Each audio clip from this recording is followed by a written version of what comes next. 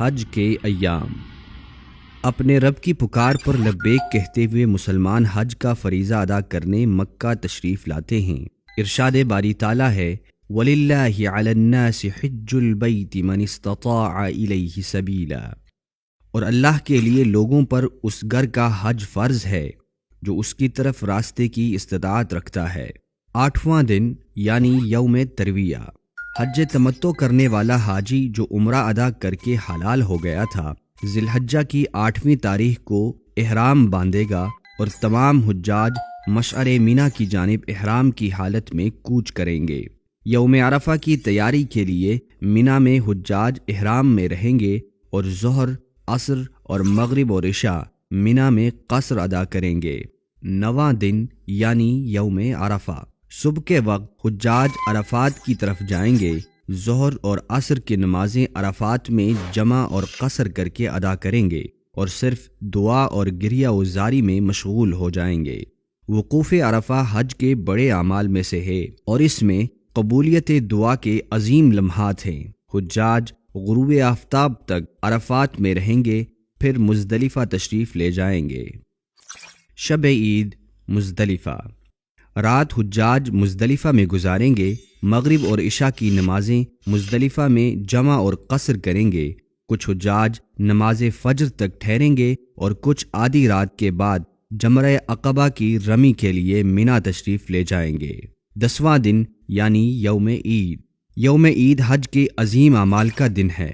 اس دن حجاج مقرر کردہ اوقات میں جمرہ عقبہ کو کنکریاں مارتے ہیں، پھر حلق کے لیے مختص کردہ جگہوں میں جا کر حلق یا قصر کرواتے ہیں، پھر احرام کا لباس اتار کر عام لباس پہنتے ہیں، اور جس پر حج کی قربانی ہو وہ اپنی قربانی خود کرے یا کسی کو اپنا وکیل بنا دے جو اس کی طرف سے قربانی کرے۔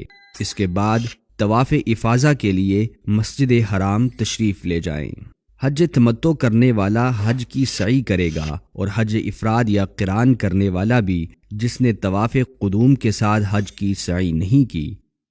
رسول اکرم صلی اللہ علیہ وسلم نے حجاج کے لیے یوم عید کے اعمال کی ترتیب میں تقدیم و تاخیر کی اجازت دی ہے۔ حاجی گروپ کے شیڈیول کا پابند ہے۔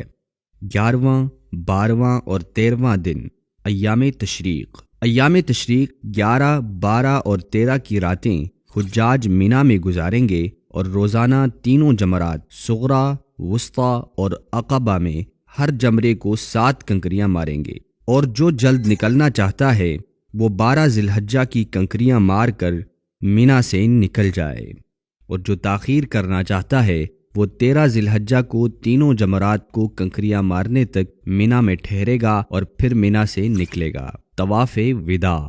مکہ سے روانگی سے قبل حجاج طواف کریں گے جسے طواف وداع کہا جاتا ہے، اور اس کے ساتھ ہی اللہ کے مہمانوں نے اسلام کا 5واں رکن حج مکمل کر لیا۔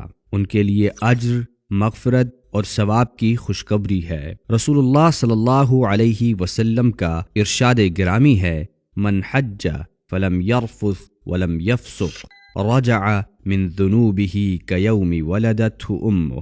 جس شخص نے اللہ کے لیے اس شان کے ساتھ حج کیا کہ نہ کوئی فحش بات ہوئی اور نہ کوئی گناہ، تو وہ اس دن کی طرح واپس ہوگا جیسے اس کی ماں نے اسے جنا تھا۔